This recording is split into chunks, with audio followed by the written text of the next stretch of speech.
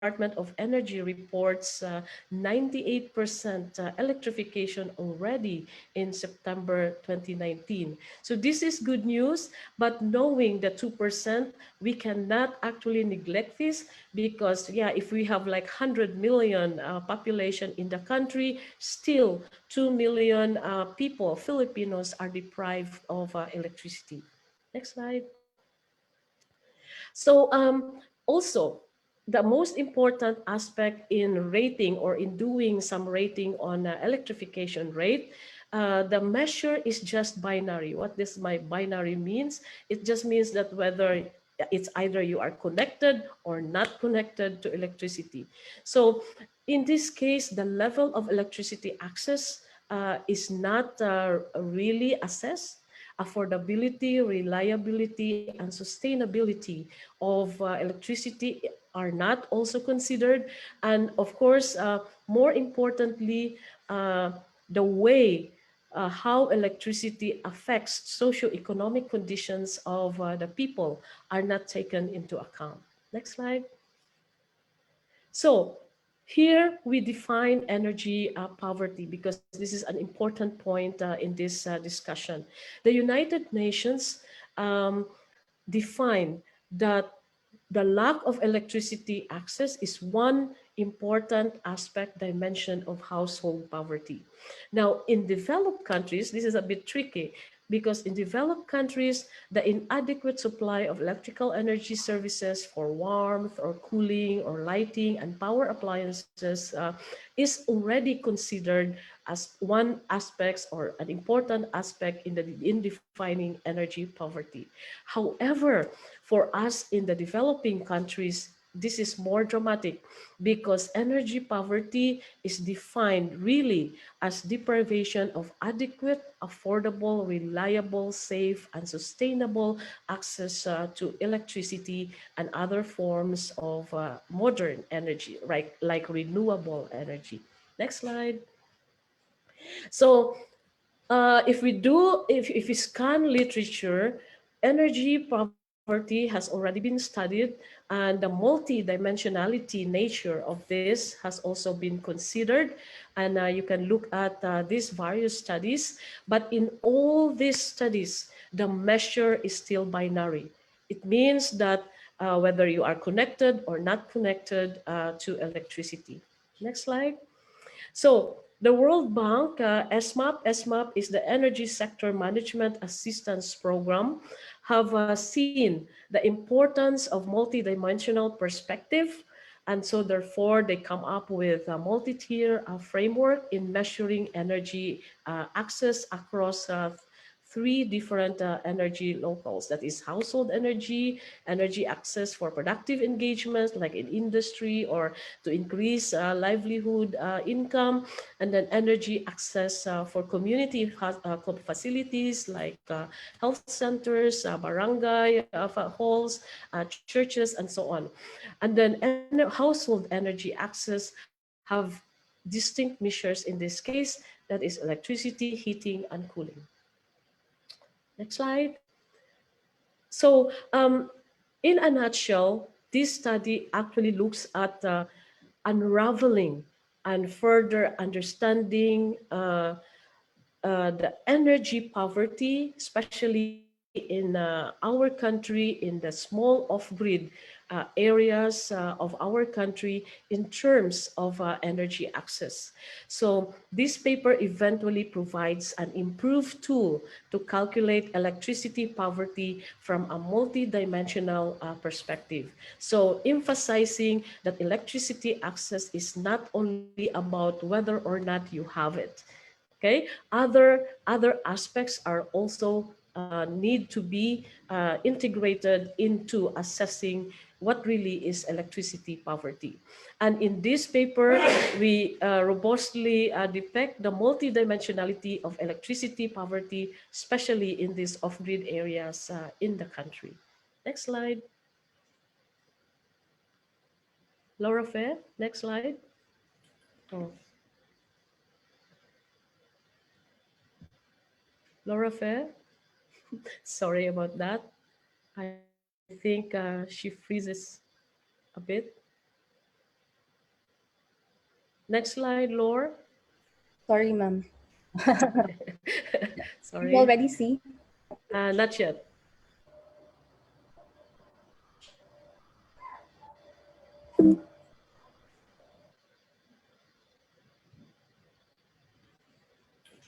So I'm still on the objectives.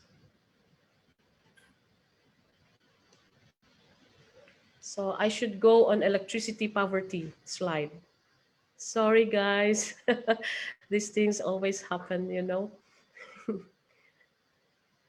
It's understandable po, Dean. Yes. So maybe, yeah, just moving forward while waiting for Lorafe, we talk under this motivation and the real objectives of the paper. We actually look at electricity poverty in the Philippine context as well. So as mentioned, there are about 2 million Filipino households unelectrified in since 2016, and then it is updated in 2019 that still we have 98% electrification rate, and so it leaves something like 2 million people not yet electrified. Remember, whether unelectrified is meaning that you really don't have access to electricity. And in this slide, thank you, Laura Fe, we have areas in blue that are on grid, and we still have areas in yellow that is off grid. And you can see that the off grid areas are really all these small islands or big islands, but are not connected to the grid. Next slide. So as you can see, because the Philippines is an archipelagic country, so it is really a challenge to connect everyone to on-grid type of electricity. So I'm now turning over to you, to Lorafe, to discuss the methods quickly and some of the results that we have gathered in this paper, in this study. Lorafe, over Thank you to very, you. thank you very much, Dean Evelyn. Sorry for the mishap earlier. So our case study considers three off-grid islands in the Philippines, which is Hilotongan, Panganan, and Cobrador. So these are typical islands composed of coastal communities or barangays, and most of these communities are provided electricity through a community diesel generator set. So only Cobrador, of the three islands, only Cobrador has 24-hour access through a hybrid solar PV and diesel generator facility. So the research proposes a household electricity poverty framework, or HEPM, that is based on SMAP's multi-tier framework for household electricity access. So we conducted a survey in the three islands considering selected households to evaluate certain electrical attributes. So the electricity poverty index computed using HEPM, which we developed in this paper, is compared with that of MEPI, which was discussed earlier. We chose MEPI because this is the most extensively used tool to assess energy poverty, and it has a similar baseline household data with the developed HEPM framework. So six attributes are considered in HEPM, and these are capacity, duration, reliability, affordability, safety, and legality. Tier assignments are assigned per attribute and are based on how these attributes are manifested by the household. So the electricity poverty index using HEPM is calculated considering the extent and the intensity of electricity deprivation. So in this table, we show the matrix with the tier level assignments for each of the attribute. So for instance, with affordability, tier 0 is assigned for those without electricity access, and tier 5 is assigned for those households paying less than 5% of their income to electricity. On the other hand, the MEPI calculation for electricity poverty only considers five attributes based on the published article by Nussbaumer. And these are access to electricity, access to lighting, ownership of fridge, ownership of TV or radio, and access to communication. So a binary scoring is done where we give one to a household that has no access to a specific attribute and zero to a household that has access. Again, EPI is calculated considering incidence and intensity of electricity poverty. And if the calculated EPI is below zero point 0.3, it means that there is low incidence of electricity deprivation. So for the results of this study, a majority of the surveyed households have access to electricity. However, Panganan Island registered the lowest percentage of electrification at 72%. This is because some of the households opted to not be connected to the diesel generator, deeming the current electricity tariff to be too expensive at the current availability of only 4 hours, considering that they have already experienced 24-hour access at somewhat similar costs. For Cobrador, there is a 4% who are considered unelectrified, but these households were actually just waiting for the distribution utility to connect them to the hybrid system. Okay, so for the capacity attribute, Hilotongan and Panganan Islands have fairly unsophisticated use of electricity. So they merely use it for lighting. Some of the households power up TV or radio. Some do mobile charging. So this is manifested in their tier classifications of mostly between tier 0 to tier 2. But in Cobrador, majority of the residents are assigned between tiers 3 and 5 due to their more advanced use of electricity, with some households already having air conditioners, refrigerators, and freezers, and still some others using power tools to improve their small businesses. So for the duration attribute, majority of the residents in Hilutongan and Panganan are classified as tier 1 because electricity is only available to them at nighttime, roughly 4 to 5 hours every day. However, there's a very small minority belonging to tier 2 or tier 3, as these are households owning their solar home systems and batteries, allowing them increased access during the daytime. In Cobrador, about 20% belongs to tier 1 to tier 4 because these are households that indicated very intermittent connection to the hybrid system, probably owing to the fact that they are very far from the facility. So for the reliability attribute, all three islands indicated that they have fairly reliable electrification systems with recorded disruptions of less than 3 instances per month. However, it is of note that some 13% of the respondents in Panganan indicated to have experienced more or less 2 months of power interruption in a year, although they could not really determine how frequent these long interruptions happen. So for the affordability attribute, we can see that the percentage of income spent on electricity is roughly between less than 5% to 10% of income for the majority of the respondents in all three islands, classifying them between tier 4 and tier 5. However, there are also a portion of respondents belonging to tiers 1 to tier 3, suggesting that they spend more than 10% of their income on electricity. So for the safety and legality attribute, the electrification systems in all three islands are rated as relatively safe by the respondents, with only a few respondents reporting minor accidents such as explosion of television sets and other electrical appliances. In terms of legality, Panganan and Cobrador Islands are rated at tier 5 with existing billing infrastructure and payment collection done by the authorized representatives. Hilutongan, on the other hand, is rated at tier 2 since there is no formal electricity bill generated, although the collection of electricity payment is done by an authorized representative of the local government unit.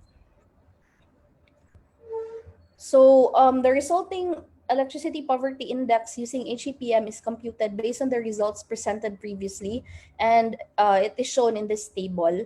Panganan registers the lowest aggregated index at 2.42, while Cobrador registers the highest at 3.86. So this means that Panganan is rated as having low level of access or higher deprivation, while Cobrador has a relatively higher level of access or lower deprivation. So again, EPI is also computed using the MEPI approach, and the results are shown in this table. Hilutongan and Cobrador records 0.28 and 0.25 aggregated indices, suggesting low incidence of electricity poverty, while Panganan exhibits moderate incidence. So as a comparison, considering the HEPM approach, it can be inferred that Hilutongan is challenged with the duration, peak capacity, and legality attributes, while Panganan is challenged with the duration and peak capacity. Cobrador, on the other hand, indicated higher scores for all attributes except peak capacity, which is its lowest. So in comparison to MEPI, we can infer that binary measure of electricity deprivation masks its true nature. Hilutongan, which scores indicated mid-level deprivation with HEPM, is shown to have a low level of incidence of electricity poverty with MEPI. Pangalan, on the other hand, is shown to have mid-level incidence of electricity poverty, but showing higher level of deprivation with HEPM. This shows that merely having access to certain attributes or appliances is really not tantamount to lower incidence of electricity poverty if we consider usage and duration of such appliances as well as the safety, reliability, and affordability of electricity access. So we also did a sensitivity analysis to determine the robustness of the framework. Two scenarios were considered where one scenario, the weight of each attribute is doubled, and the other scenario where the weights of a pair of attributes are doubled. So in this case, we see the results indicate that the classification of all three islands in terms of level of electricity access remain sort of unchanged, signifying that the attribute weights are inconsequential in the computation of the aggregated index. However, it is of note if we look at the doubling of the duration and peak capacity, we see the results for Hilutongan at 2.38 and Panganan at 2.08. So these two islands have less than 24 hours of electricity access. And when we double the duration and peak capacity, um, these two islands provided the lowest results. So we can actually say that it suggests that the two attributes have a more direct impact towards determining electricity deprivation, especially in islands with less than 24 hours of electricity. So I'm turning over to Ma'am Evelyn for the discussion on the conclusions and the policy implications.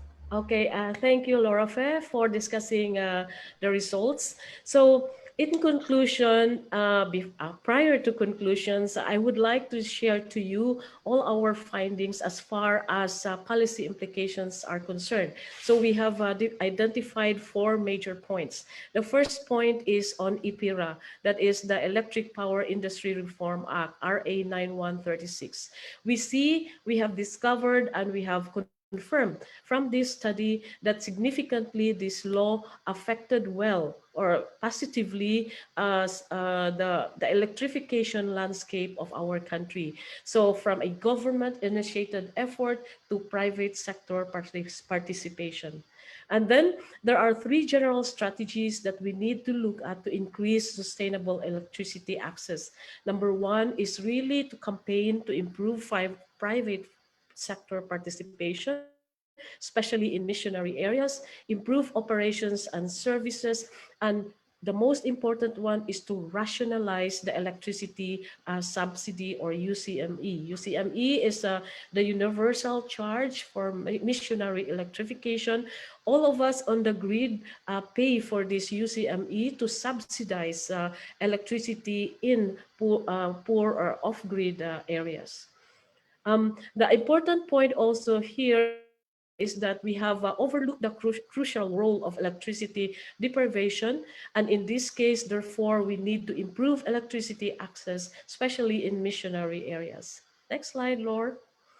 Okay, the second major point is that, which I already mentioned earlier, is on how to improve private sector participation. So these are some of our recommendations.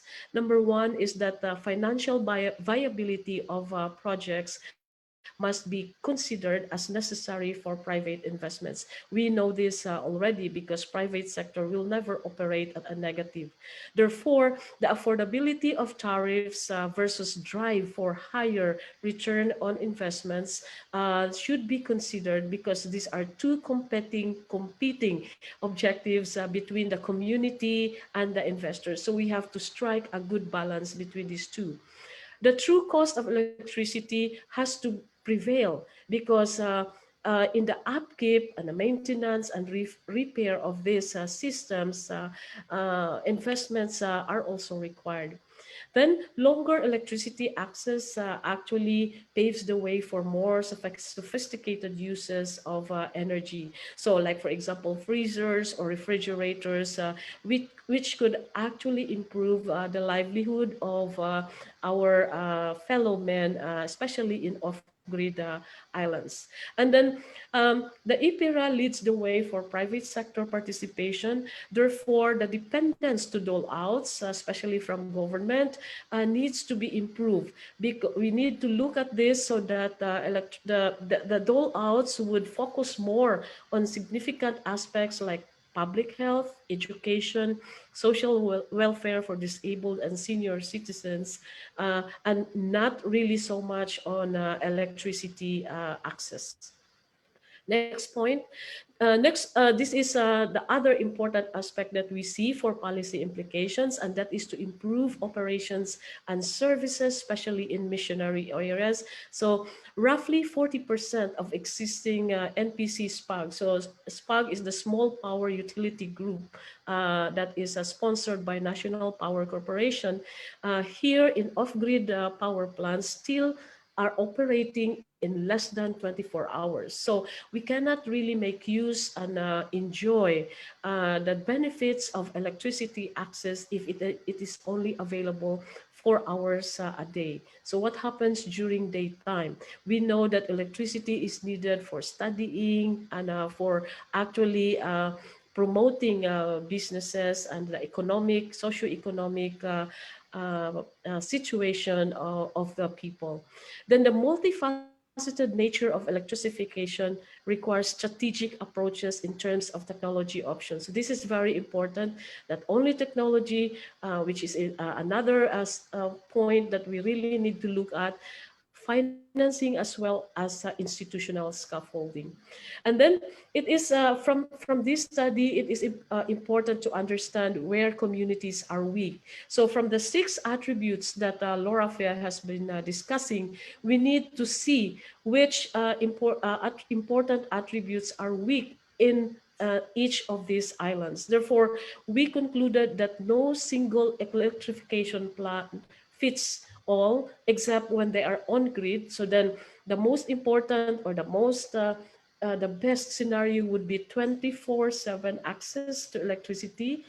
But then again, we have to look at these 6 attributes and capacity, duration, reliability when we are talking about these missionary areas or small off-grid communities.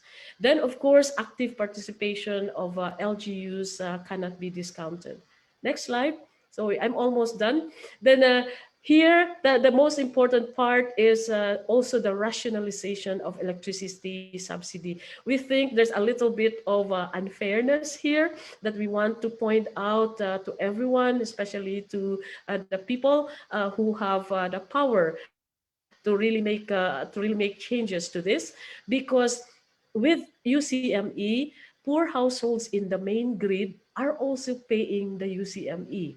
Okay, to subsidize electricity. Worst is that in first-class areas like Palawan and Mindoro. So this electricity subsidy is actually meant for those living below poverty. And then areas in off-grid Hilotungan or Panganan Islands, they live below poverty, but they do not benefit from this subsidy. So therefore, a more holistic and integrated approach to justify electricity subsidy must be considered. Next slide, Laura. So in conclusion, yeah, you know already what can be concluded from this study. So more importantly, we should not measure electricity access in a binary way only. We have to look at the very important attributes. We have identified 6 attributes here, and we believe that the tool that we have worked out here, which we call the household electricity poverty matrix, would encapture all these basic attributes that would provide authentic and an even more practical approach to really determine how deprived our fellow men are in terms of electricity access.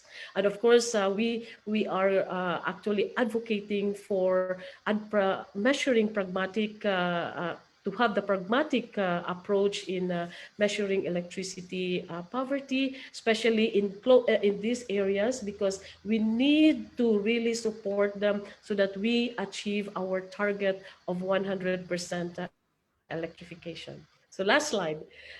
Of course, the last slide is very important because we cannot do this study without the support of all these institutions. So we have the DUST, we have ERDT for the scholarship and a research grant of Ms. Lorafe, SHED and British Council also for the funding that we have before, and of course our university and our partner University of Southampton for providing us support in so many ways.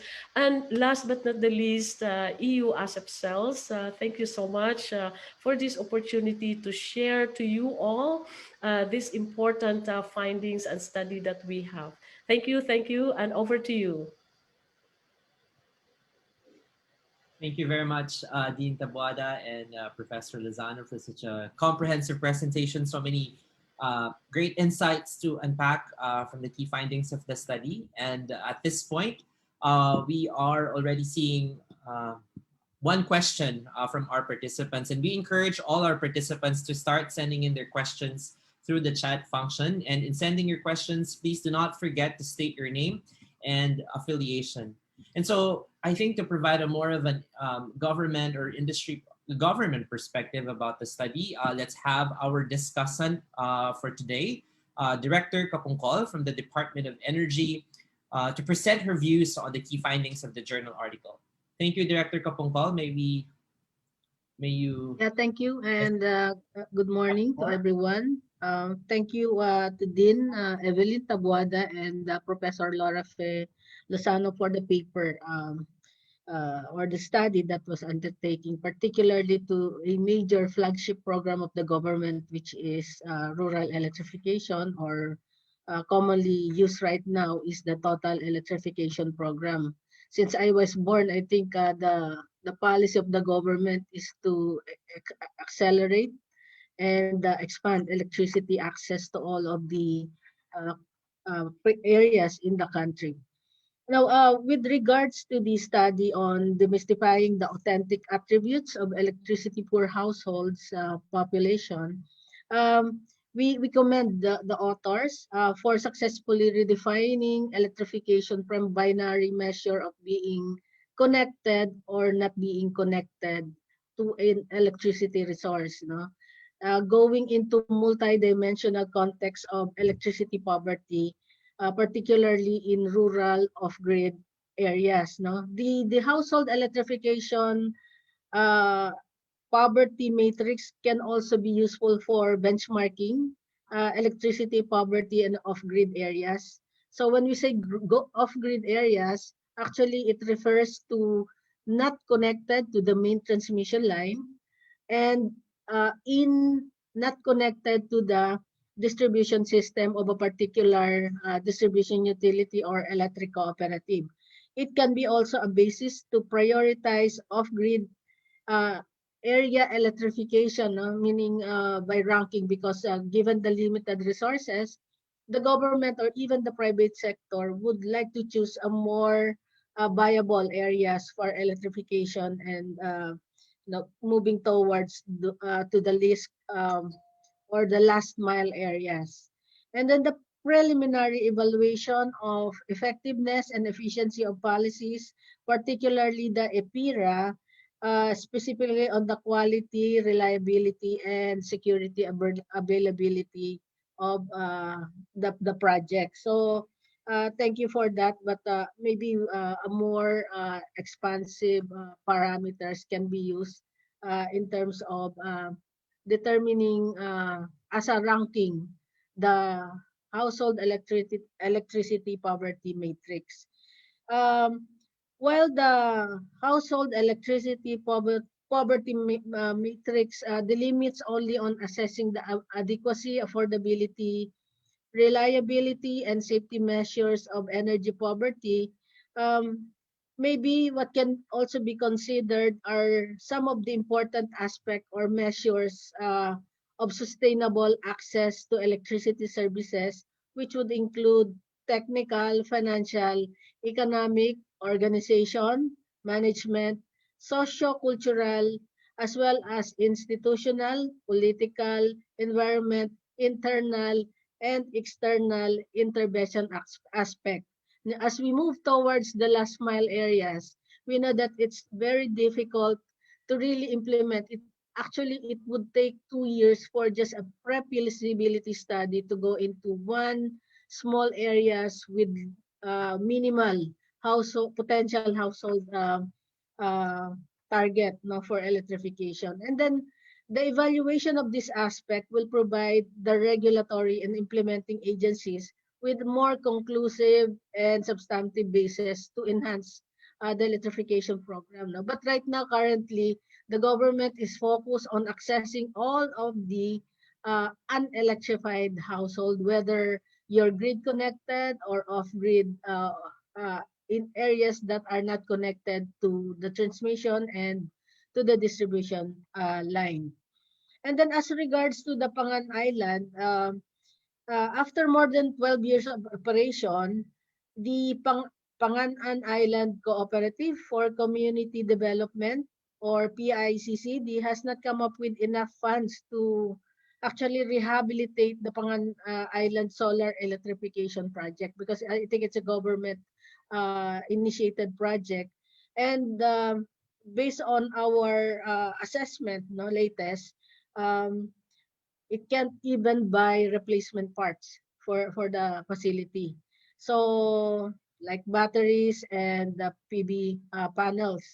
And then the operation of the uh, they call it PICEP, no, or institutional manager, was not able to sustain due to low collection efficiency, meaning not all people or not all household connected are able to pay their electricity. So the sustainability of the project suffers.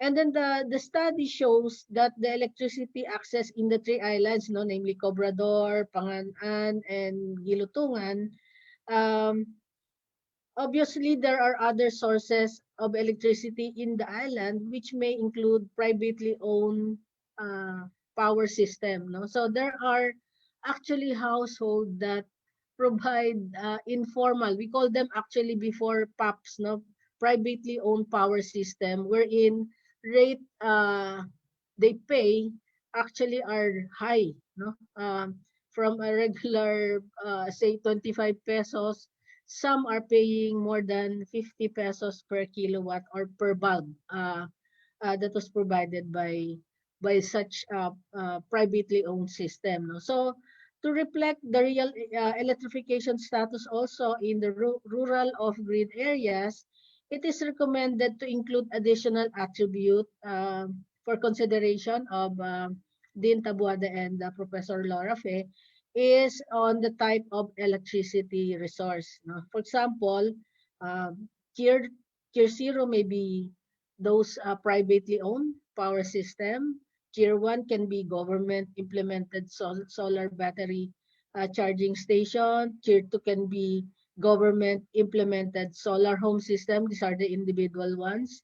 And then tier 3 can be diesel generator set. And then the RE diesel, it's a hybrid type of service. And then the centralized RE system. So there are several iterations that can be done to determine particularly the ranking or the um, HEPM, we call it.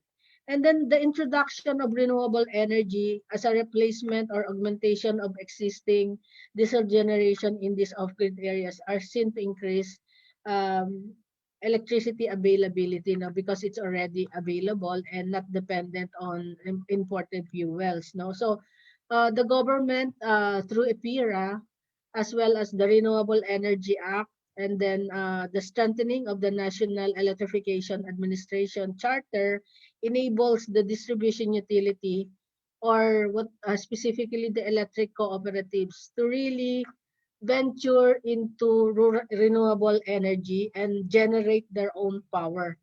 Um, for the service areas, and not only depending on NPC SPAG for diesel generated, because it's really costly for NPC. The overhead actually is so high for NPC. And um, ever since from the time I think I was born in the Department of Energy, and even before Department of Energy, I was really involved in the rural electrification projects of the country.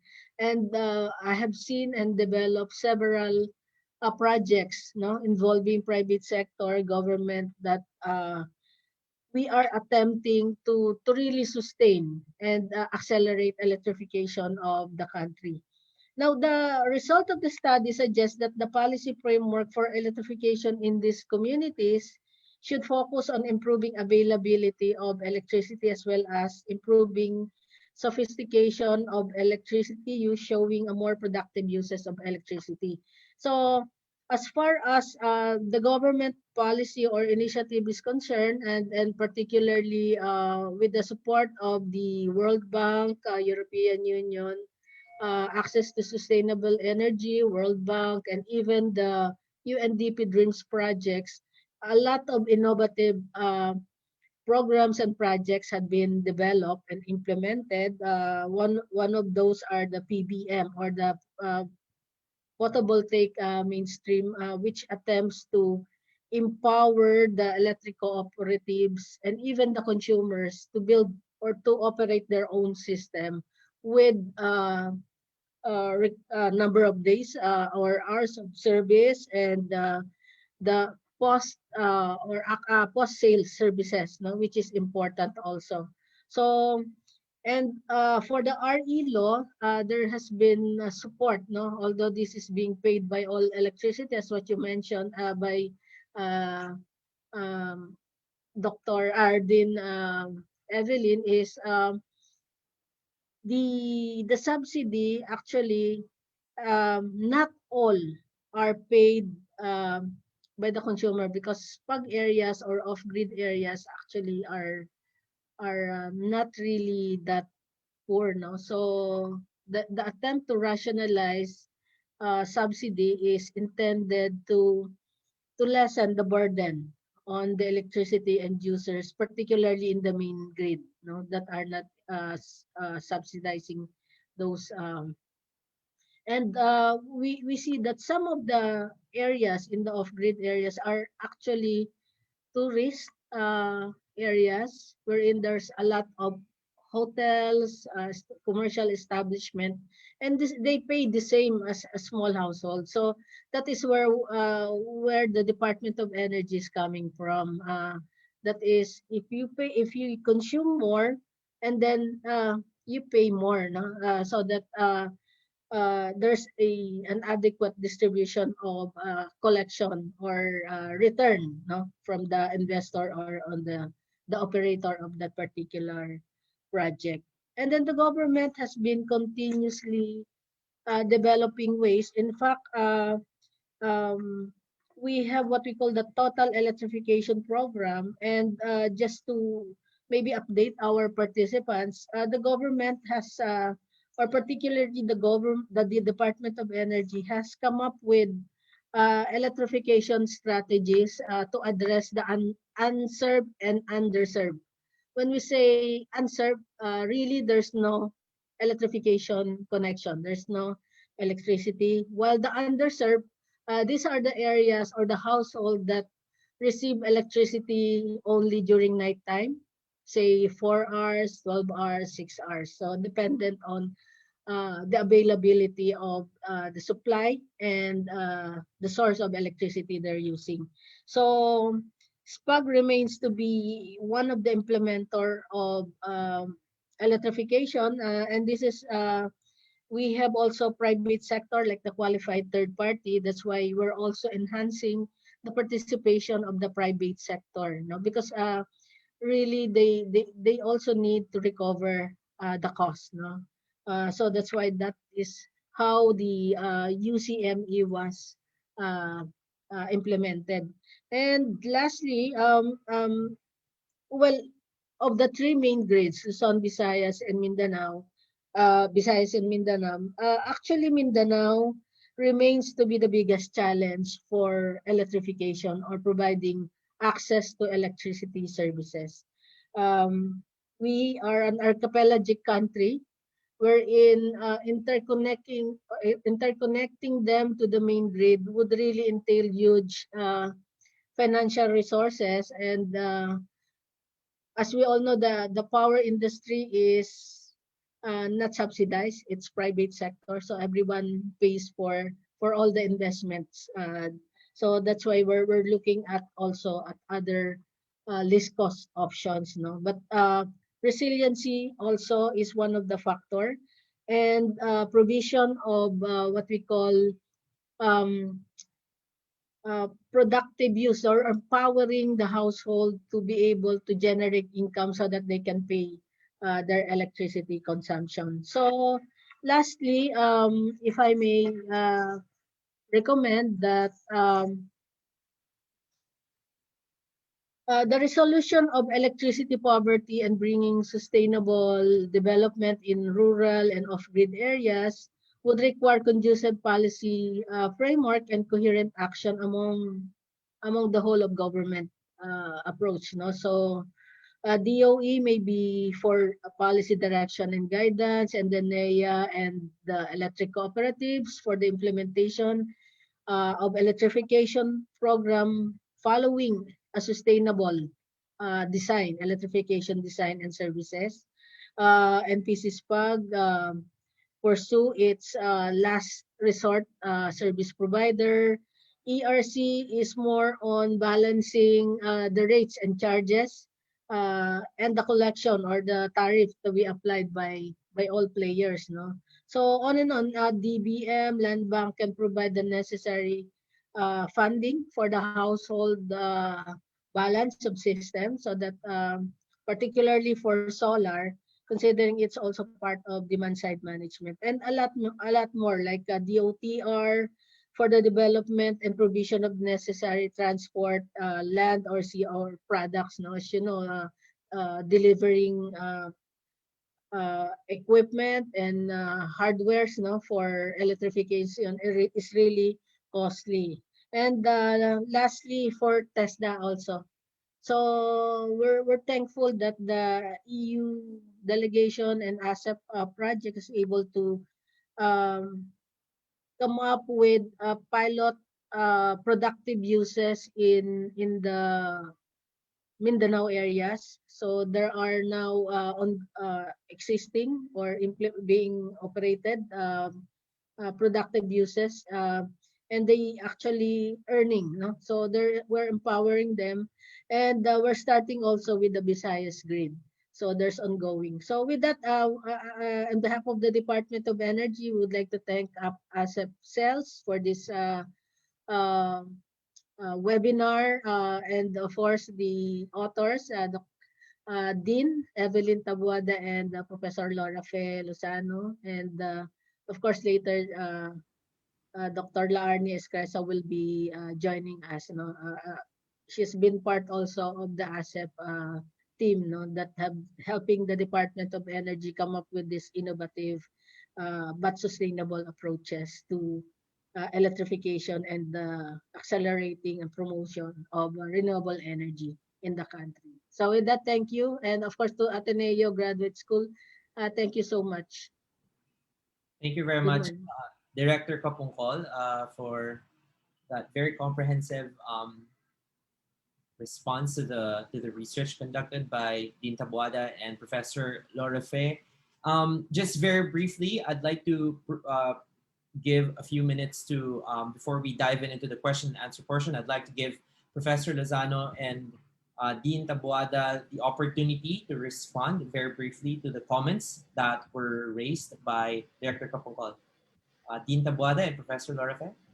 please. Okay, so I may first do do it, and then followed by Lorafe, no? So actually, Director, I would like to thank you so much for all the efforts and the work that you do, especially on our renewable energy in the country, no? So we really appreciate it. And then here we are, also of course helping out the government sector and everyone through various projects, and the most important one today is the EU ASEP cells. No? To answer some of your recommendations, Director Mylene, we actually have another paper. Good news, another paper which was just uh, published early this year. And that exactly talks about what we call the G peso analysis. So what Director Mylene is really recommending, that we look at G peso is we look at the geographical, the political, the economic, the socio-cultural, the technological, the legal, and the environmental aspects, and do some comprehensive analysis taking into account all these factors in a small island of grid electrification.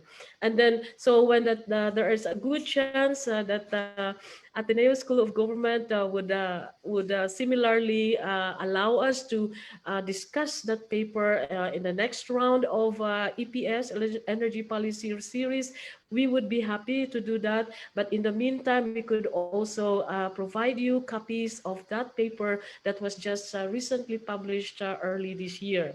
So that paper is very important in actually considering or addressing Director Mylene's issues on the factors.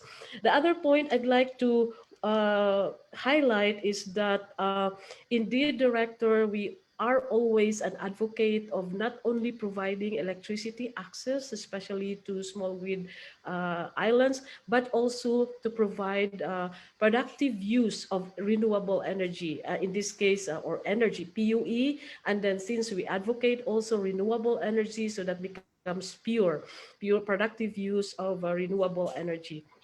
And in these cases, we also actually have studies through EU ASEP cells, three islands where we demonstrate the piloting of the use of solar PVs as a source of renewable energy, and how pure productive use of renewable energy can really be championed in these islands, so that they could really increase their livelihood income, and then thereby pay the electricity cost. So I think that is all.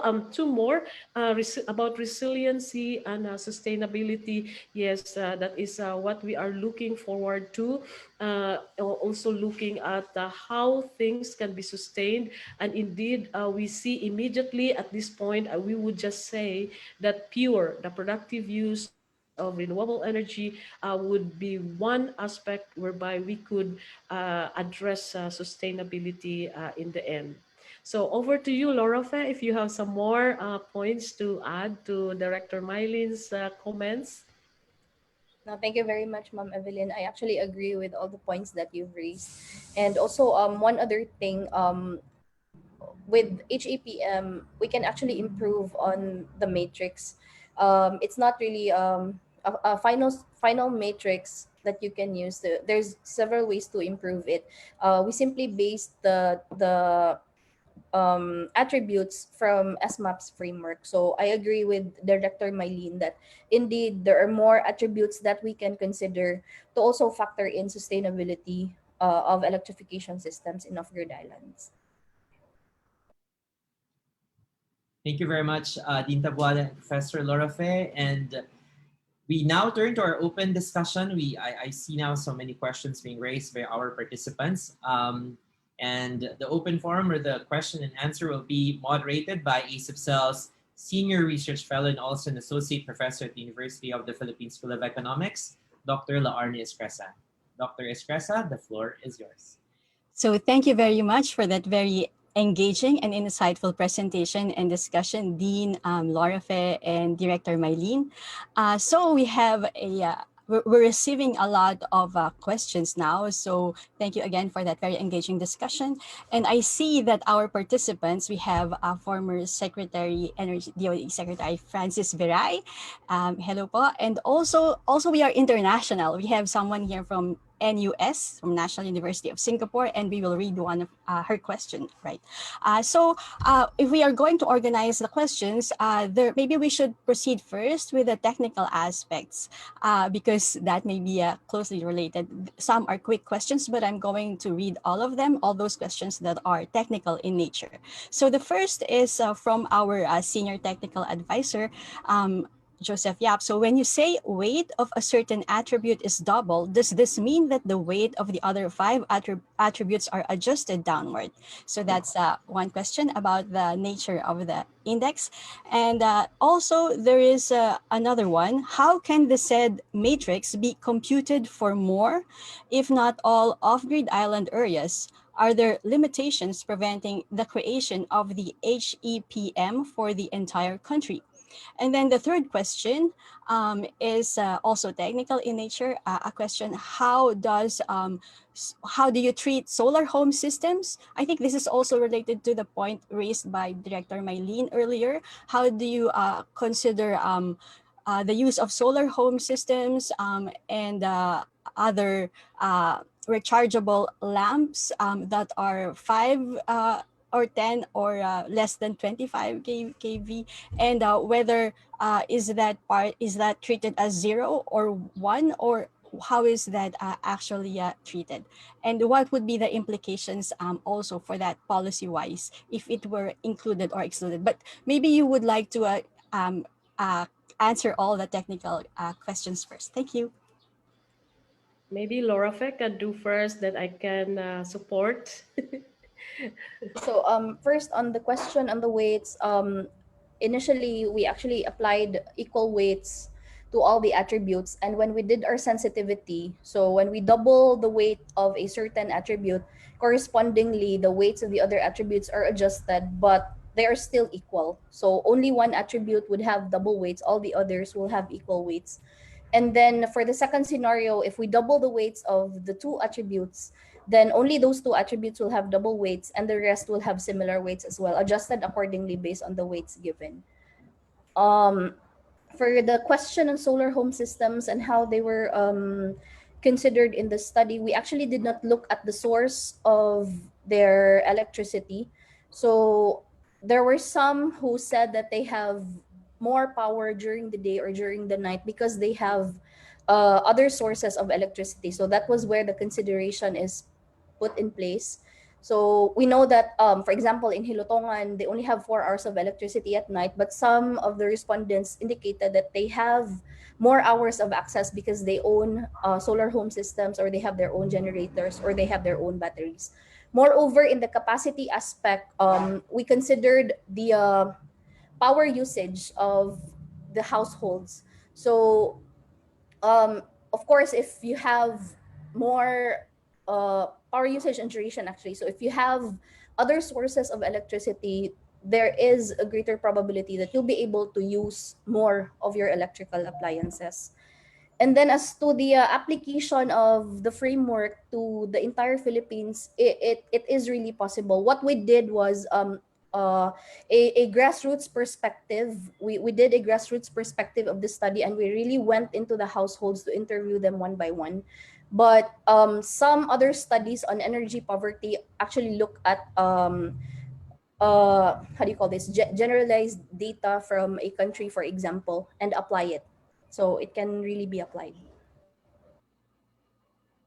Okay, so in addition to Lorafe's explanation, the HEMP, or the Household Electricity Poverty Matrix, can actually be expanded to accommodate Director Mylene's wishes, of course, but we need to rank them. So, for example, the 6 attributes that we have identified, these are the most relevant as far as grassroots or off-grid islands are concerned. But we could expand it to 20 if you like. But then again, these 20 could be ranked according to its priority or significance or complexity, whatever. But then again, we can rationalize it in a way that, okay, the end point would be that this hemp as a matrix could really pinpoint what is the status of electricity poverty in a certain given area, and what are the weaknesses in that area, so that the government or the private sector can address that certain weakness, so that at the end of the day, everybody would have like 24/7 electricity access, preferably at low cost and preferably also renewable. So that's the ultimate desire that we have. Thank you. Over to you,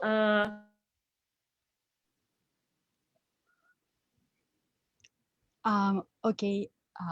Director Mylene, would you like to add something? Director Mylene? Nanso. I think you're muted po, ma'am.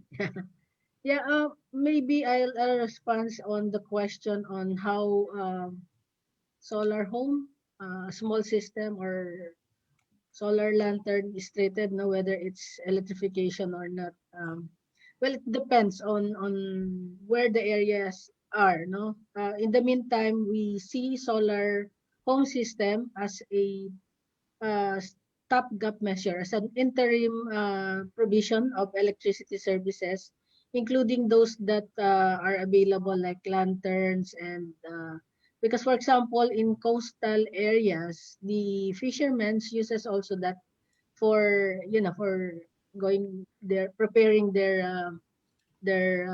boats or bangkas, no, to go into. So usually they only need electricity in the wee hours of the morning and in the evening. So, but that is temporary, and that's why the approach of the government's electrification program is uh, the intervention is dependent on what is needed and what is available.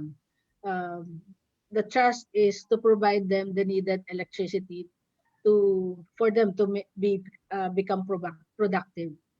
Thank you. Okay. Thank you. Thank you very much for your response. So I'm going to read the question from our colleague from NUS. How do you think distributed RE systems can play a role in electrification of off-grid areas? How ready or capable are these communities to take in this technology intervention and the policy measures you recommended in your study? Maybe you could illustrate something that you have pointed out in your found out during your surveys, right? Thank you. Lorafe. You can take that away, and then I can add more. Oh, so thank you, Madge. Hi. Actually, we think that if we want to put in distributed RE systems in off-grid areas, uh, that would be a good measure in providing them with increased electricity access. But then again, just providing electricity access is not enough. So I think there is also a need to empower the community and capacitate them in such a way that when they have electricity, they are able to make use of it in a more productive way, and not just to I'm not so sure, but I think this was done in Panganan before, but where they were provided with 24-hour access, and most of them did not really find productive means to use electricity, so they weren't able to pay for it. And as what Director Mylene said, they are not able to replace the decommissioned components. So I think it is a good way to provide longer access, provided that the community is empowered and capacitated to really take care of the system and to really make sure that the system becomes sustainable. Nothing to add from here, Professor Laarni. That was a good answer. Okay, so maybe we could go back to our more closer to the index. So does the study suggest that there is a need to develop a separate electrification plan specific for this island off-grid communities? Is that one of... Yeah, I can answer that because I started Yeah. answering it in the Boundary. chat box. Yes, from James, no, of Peace Equity Foundation. Yeah. Yes, the most ideal thing, as already mentioned, is 24/7 electricity access, even to the off-grid areas. But as Director Mylin has mentioned, it would be very expensive for our country, and at some point, it may not be financially viable. Therefore, off-grid islands, because the nature of our country, off-grid islands may require its own specific and unique customized electrification plan.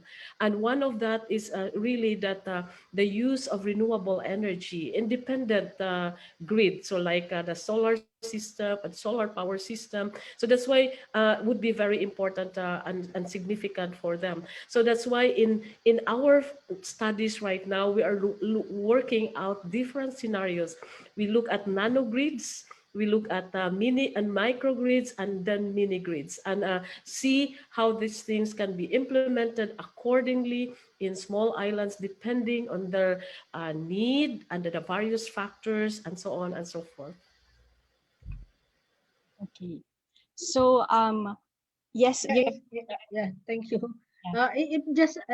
If I may just add, actually the Department of Energy has what we call the Missionary Electrification Development Plan. This pertains to the both NPC operations, private sector operations in all of the isolated and off-grid areas. And actually, we have also what we call the Household Electrification Development Plan.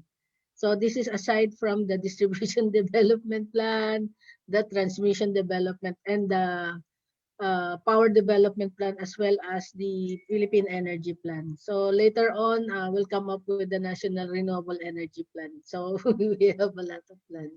Now, but addressing the total electrification, I think the critical is the missionary electrification development plan, because it's holistic, as well as the household electrification development plan.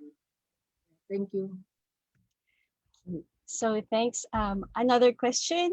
So considering that this one again brings us back to the construction of the index, considering from Giancarla Canales, considering that off-grid areas are also more climate vulnerable, how can sustainability by the use of RE be factored or valued in the measurement of energy poverty? And also another related question is concerning the legality attribute. So how would you reconcile this particular attribute? Because for some private sector participants, for example, they are not they are challenged. One of the challenges that they face are the relatively more stringent technical specifications uh, providing, let's say, nanogrid or mini-grid. This is also related to your question about what you have raised earlier, the mini-grids, nanogrids, and also the electrification program of the government related to what Director Kapongkal said. Okay. Lorafe, can you address that Sorry. question? I wasn't able to catch the first question, so let me just answer the second question. In terms of legality, so I think I'm not really in the position to answer about in terms of the legality on the other aspects. So we are just looking at how legal is an electrification system in a community, or as it is provided in the households. That's why we measured it based on how electricity bills are generated, if they are generated at all, and how payments are collected. Because if you go to the islands, especially for example Hilutongan, um, they don't really have electric meters to determine their consumption. So what they pay is sort of a fixed amount depending on the number of light bulbs they use, depending on the number of power outlets they have. But the collection is done by someone from their local government unit. So I would say that it's really not um, I'm not so sure if legal is the correct term, but it's really not how do you say, um, not as good if an electricity bill is generated for a household, and the household can see that my consumption is like this. That's why I need to pay this much amount. So it's on the household side of things, not so much on the policy or from government side of things. Okay, so in addition to that, Professor Laarne, I would address the first question. And the first question is actually what Director Mylene also suggested on Yes. resiliency, because we know, of course, that the Philippines suffer or are subjected to a lot of calamities and so on, and we are very vulnerable. Resiliency is one aspect that we could include in the HEPM map matrix. We could always do that in the next set of studies. That is a good point. And then sustainability via the use of RE. This is also another good point. So RE, automatically, if we talk about RE in off-grid, the solar PV is the sort of like the low-hanging fruit. But then again, that is also a little bit expensive for some because it requires a battery system. No, however, there is also what we call the wind energy. So we could also do hybrid systems. So we always see what is applicable and what is needed in each of these off-grid islands. So it requires a lot of patience and creativity and a lot of work, as Director Mylene has said. But at the end of the day, there is only one goal, that all Filipinos should have 24/7 electricity access, and that this electricity access would have all the benefits that it can provide to the communities. So that's all that I can say. It requires a lot of effort and indeed innovativeness and creativity from all of us. Thank you. Over to you, Professor. Okay, so just a time check. We are actually a bit over time, 5 minutes over time.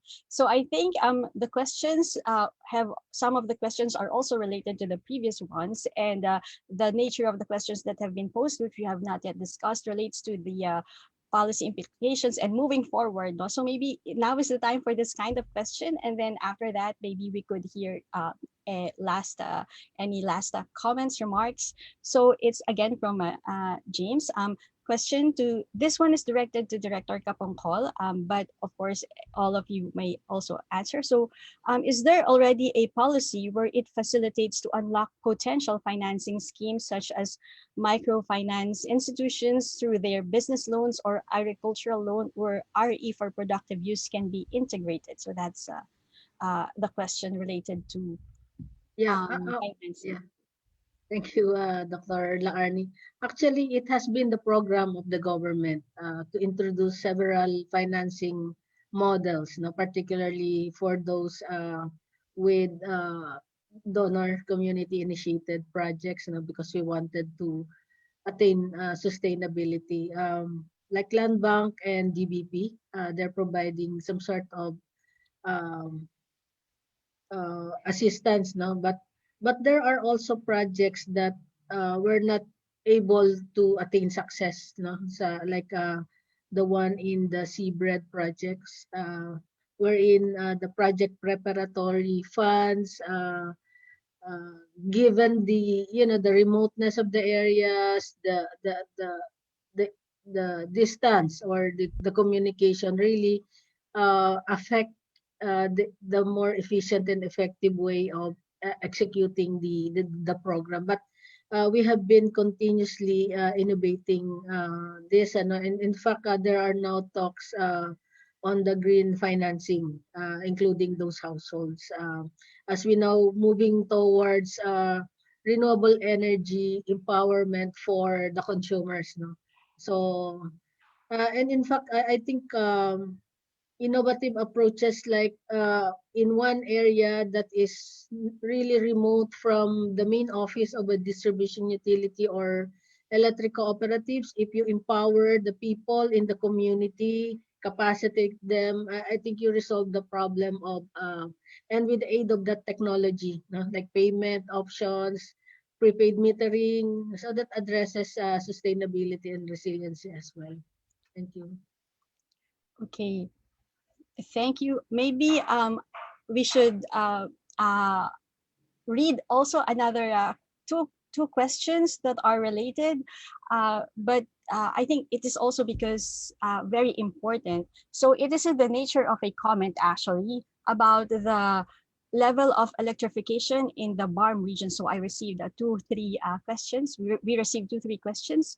So how are we going to address the low levels of electrification in the BARM, and to what extent could this in the energy poverty indexes or multidimensional aspects of energy poverty shed light on how we could actually address the situation in the BARM region? Yeah, if I may, for the BARM area, based on our records, household electrification is only about 77% electrified. So there's a lot of households that have yet to enjoy the benefit of electricity.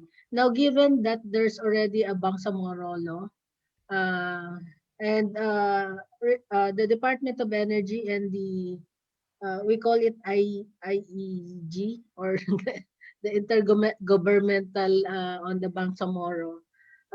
There's been continuing effort to address the energy uh, arrangement, no, on how we will be able to capacitate them and for them to take on after they assume the areas. No? So we're now currently defining uh, energy and power matters with regards to the Bangsamoro areas.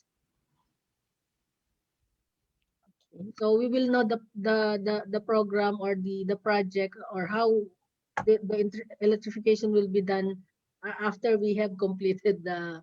But it's a continuing initiative with the Department of Energy. We provide assistance as far as electrification is concerned. Thank you.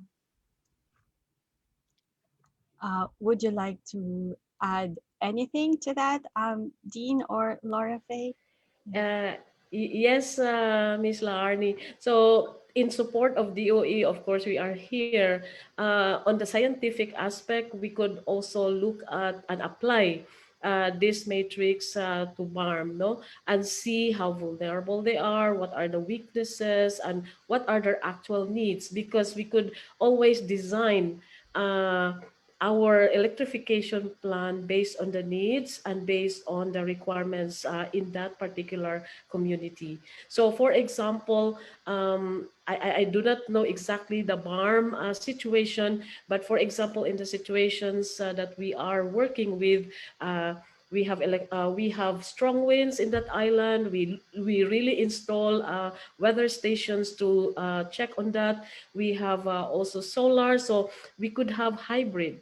And then there are only 500 households, so we can compute what is exactly the electrification needs in terms of megawatt or kilowatts. So in BARM, we could do the same.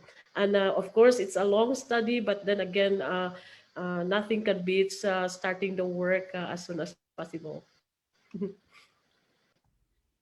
Laura Faye, would you like to? Nothing to add from my end, Dr. Arnie.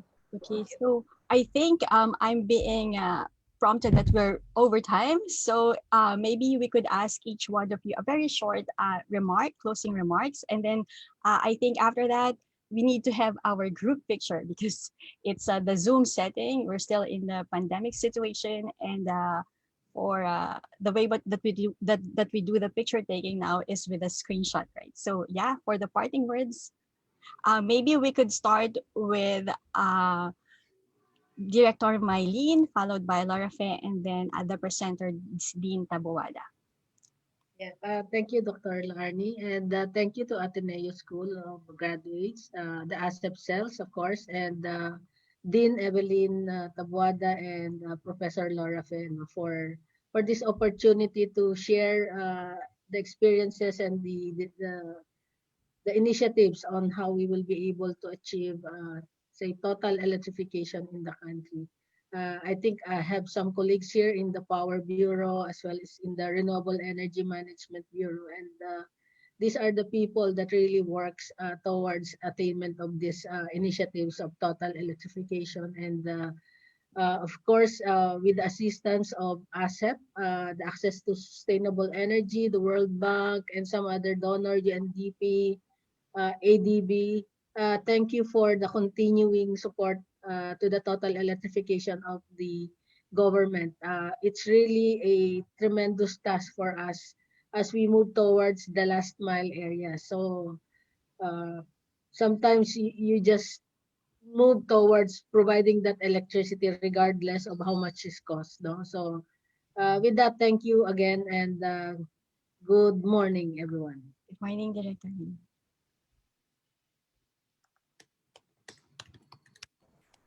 So my turn then. First, I'd like to thank Ateneo and of course ASIP Cells, Director Mylene Kapongkol of DOE, Dr. Laarni, and Dr. Evelyn Taboada. Thank you very much for allowing us the opportunity to present our work. So actually, my engagement with this project, with the Chad Newton Fund project, opened my eyes because it's really my first time to see firsthand how off-grid islands live with the meager electricity access that they have. And I think it's a really good advocacy to provide them not just access, but rather a sustainable access to electricity. So thank you very much for allowing us to share this. As for me, I would just like to thank the organizers, of course, Ateneo School of Government and the ASAP cells, the Luzon, Visayas, and Mindanao cells. DOE, Director Mylene, we want to work with you closely to implement all these conclusions or the policy recommendations that we have, no, with the same vision and aim that we need to really work hard to achieve our goal. And we realize that 98% electrification rate doesn't mean anything at all if many still are deprived of electricity. And we really have to define that in the most effective and efficient manner. So Director Mylene mentioned about unserved, underserved, so, and then we have different tiers of how electricity access is actually implemented. So we all hope a 24/7 electricity access that would really benefit all the Filipinos in the country. So thank you, Professor Laarni, for also gracing this occasion. And thank you most of all to the audience and the participants. There are frequent questions about how they can actually access the papers. ASOG has the set of papers without going through the hoopla of emailing or having access to the Science Direct, for example. And of course, you can email us if you need this paper. We have another paper that we could also share to you in anticipation of Director Mylin's challenge on the other aspects that we need to consider in this affair on total electrification. Thank you so much. Thank you very much to all our panelists. At this point, I think we're ready for the ceremonial Zoom photo op. Adrian? Okay, please smile in 3, 2, 1. Yes. Okay, another one. Please smile in 3, 2, 1. There, all good. Thank you, Adrian. That concludes, and also thank you, Dr. Escresa, for moderating the session. That concludes our very first energy policy series for 2021. Stay tuned for the next installments of the energy policy series in the coming months. Energy policy series for ASIP Cells is very pleased to act as a catalyst, bridging the gap of rigorous theoretical and practical research and complemented by on-ground insights from industry and government partners, as well as key decision makers. To this end, we hope that EPS and ASIP Cells achieve a far-reaching impact that trickles down to grassroots communities in the country. Thank you again to all our panelists for their astute insights and perspectives. Today, it's very rare in conducting and hosting an all-women panel. So thank you very much. And thank you as well to all our participants for being engaged throughout the webinar. We are pleased to have almost 100 participants on today's EPS, setting the bar really high for the rest of the EPS for 2021. Again, you may access the abstract of the journal article published by Professor Lozano and Dean Taboada via the link that we shared.